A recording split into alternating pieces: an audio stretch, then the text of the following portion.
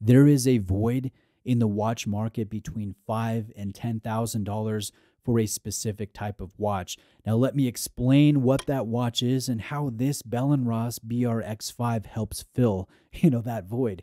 Now, I think 99% of us as collectors, when we spend $5, $6, $7, $8, $9, maybe $10,000 for the first time on one watch, we want an icon. We want value. We want a Speedmaster, a Submariner, a Seamaster, a Santos, a Reverso, an Explorer 2. We want the watches that have a lot of weight in the watch collector community. Sometimes we've been dreaming of that watch or watches for years, and it's a very exciting thing to purchase one of those pieces. Now, I went in that direction. My first luxury watch was a Seamaster. I think, again, 99% of us, we want the icons, we want the predictable watches, we want the watches with history and perceived value, but there is that 1% who just does not care about those things. They buy for fun only, not for history, not for perceived value for money or technology. They want a watch that is uncommon, that will not be posted every Tuesday. They want something a little bit different that they really connect with, that makes them feel awesome when they put it on wrist. Or perhaps it's for that very small segment of collectors that have become seasoned over time.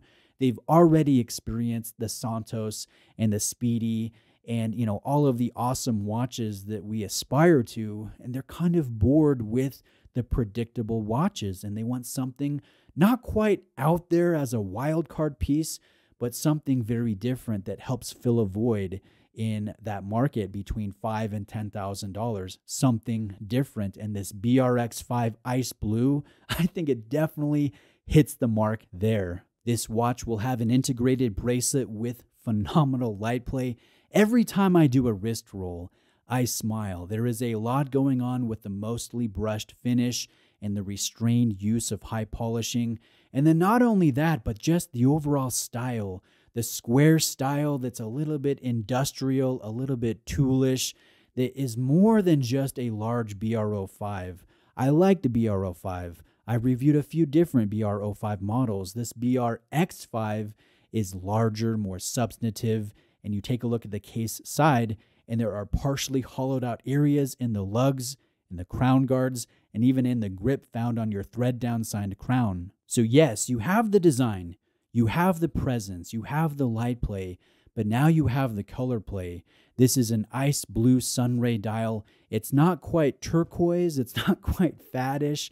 It's a little bit more pale. It's a little bit more green in tone, and that color is found on the dial. It's found on the chapter ring. It's found on the date wheel, and it is also found on the bezel gasket between the bezel and the case, which is a little Hublot-esque, and I've got to say, I like it here on the BRX5. Within the watch is a Knissi-made caliber, which I think most watch collectors will refer to as a Tudor in-house movement. This specific iteration first debuted in the North Flag, now discontinued by Tudor, but it is made by Knissi and carries great specifications: 28 joules, a 4 Hz beat frequency, 70 hours of power reserve, a certified chronometer, and will also have a free-sprung balance with small screws within the balance that as you adjust, it changes the inertia, of the oscillation and thereby regulates the movement. There will be a date complication as well as a power reserve indicator. Now, the thing about this caliber is it is rather austere. It's rather industrial in the finish. And if I have to say so, looking at the rest of the execution with all of the pizzazz, presence, color play, light play, it feels a touch boring. It feels a little bit basic. So generally, I don't mind that toolish look on a tool watch, and this is a sports piece, but because it has so much presence, again, it feels lacking, and I kind of crave some purling or maybe some very shiny brushwork that Panerai has kind of made famous with their in-house calibers. Something a little bit extra than what's displayed here by this BR323. Now let's talk about other items of note. There will be a flat sapphire crystal with inner anti-reflective treatment. The watch has 100 meters of water resistance with that signed thread down style crown. And then there is nice use of polishing on a macro level with your applied markers, your bi-finished handset that carries a counterbalance on the running seconds hand that matches the form of the hour hand, and then very substantive framing around your 3-day power reserve indicator and around your 3-digit date aperture, which I think some of you will look at and go, hey, that looks a little fashion-esque. I don't like seeing the 3 digits. Why not just do 1 digit? And to you thinking that, I get it. I totally get that. But I think it comes down to a visual design decision where Bell & Ross looked at this. They probably did some renderings and some mock-ups, and they thought that 1 digit looked too small in comparison to this dominant 3-day power reserve complication. So by doing a very substantive curved frame, it just helps balance out the dial a little bit better visually. So I think that's the reasoning there, and I can live with that.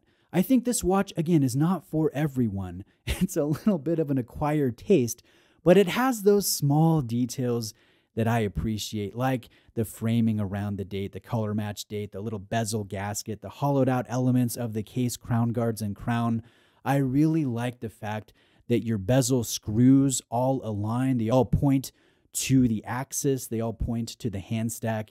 And that is also found on the reverse of the watch. Again, this piece definitely has presence. It's not for everyone, but it is unexpectedly awesome. And I always enjoy finding these little gems that a lot of watch collectors pass over. This really has been a fun experience. Now let's talk about the price just in closing. $7,400 on the bracelet and $6,900 on the strap. And no matter which one you go for, I think you will have the desire to buy the alternate option. So I recommend going with the bracelet just with the added weight and light play and how cohesive the design is. But I can definitely see the craving for that ice blue strap, that color that I can play with in the warm summer months. I think that would be a very fun thing. So be prepared if you buy one to buy the other, because I think the OEM options are great. Now, is this watch overpriced? I think some of you will say yes. I don't see it. I look at this, I look at competitors around $7,000, $8,000, and given the finishing, given the movement, given the design details, all of the different specifications, I don't think this is out of place. But yeah, it would be nice to spend a little bit less and still get a killer uncommon watch. I think that desire will never leave those of us that are watch collectors. But let me know what you think. Thank you for watching this video. Reach out with any questions. Links will be in the description. Have a great day, and I'll see you next time.